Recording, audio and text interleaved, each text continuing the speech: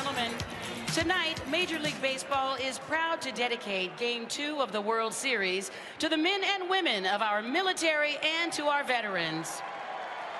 Major League Baseball and its players have long been committed to supporting this cause, and that was never more evident than during World War II.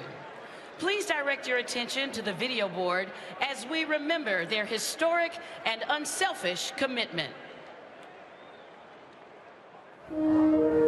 Over nearly a century and a half of Major League Baseball, millions of Americans have discovered their heroes on the diamond. But 71 years ago, when America was thrust into the biggest war the world has ever known, those heroes answered the call of duty and forever became more than stars of a game, the national pastime.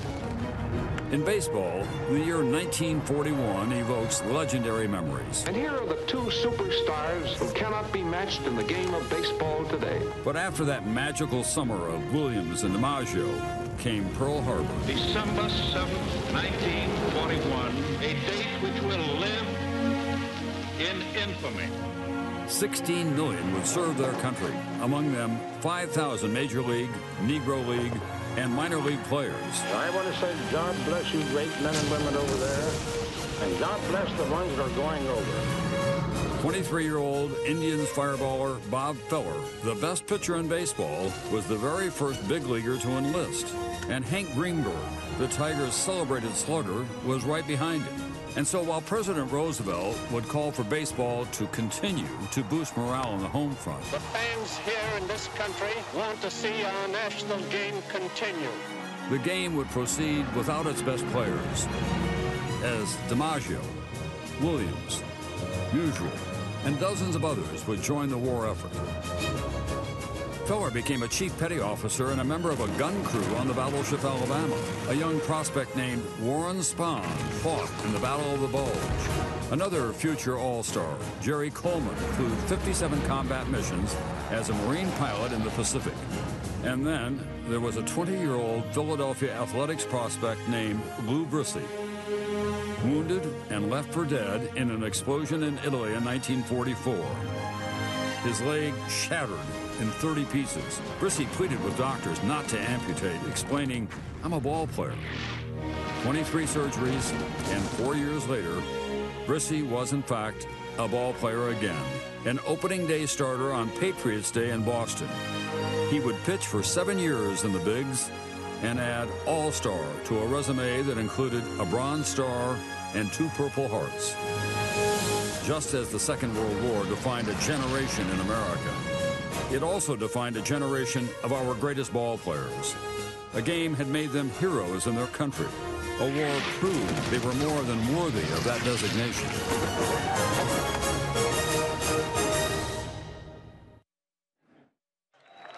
The courage, sacrifice, and bravery of all those from the greatest generation still inspire us today. We direct your attention to the suite level in left field to join us in welcoming these World War II veterans. He served in the U.S. Army, Bobby Dorr.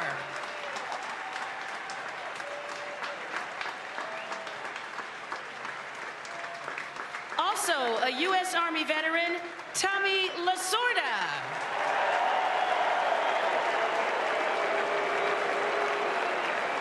A veteran of the U.S. Navy, Bob Wolf.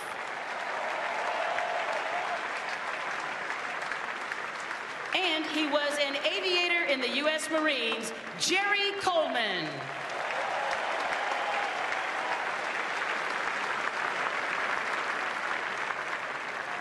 To also celebrate those who defend us today, we direct your attention to the field to welcome a very special guest.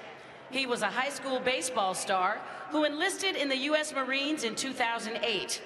Last December, while on his second tour of duty in Afghanistan, he lost both legs and his left arm in an explosion. As his rehabilitation continues, Major League Baseball is proud and honored to welcome triple amputee and Purple Heart Award recipient, U.S. Marine Corps Corporal Nicholas Kimmel, to the 2012 World Series here in San Francisco.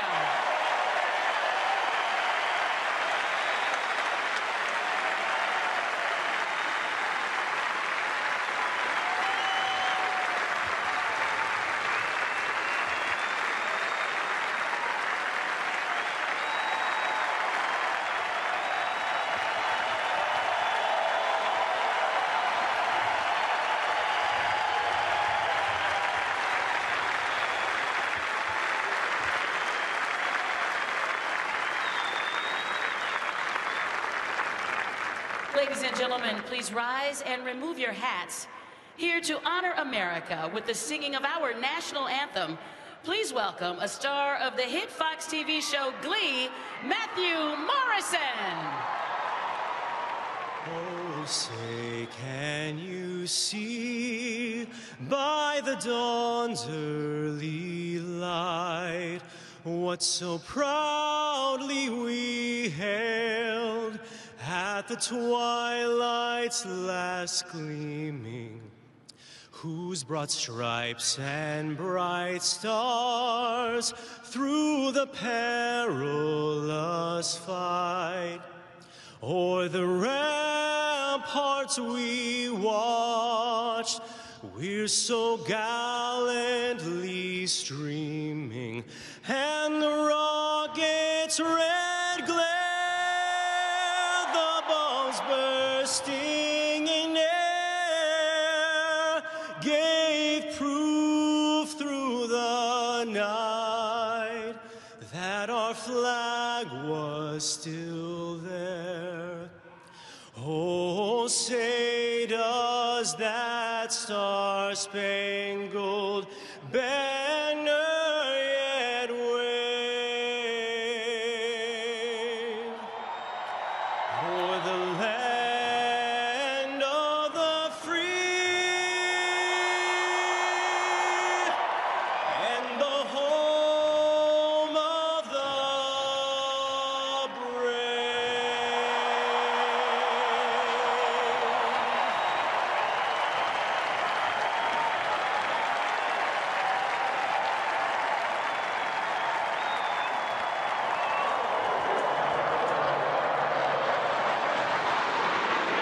And now, as Nicholas Kimmel takes the field for tonight's ceremonial first pitch, he is joined by last night's winning pitcher, Barry Zito, and another military veteran who left behind his baseball career during his prime to serve his country in the U.S. Army. One of the all-time greats, the Say Hey Kid, Willie Mays.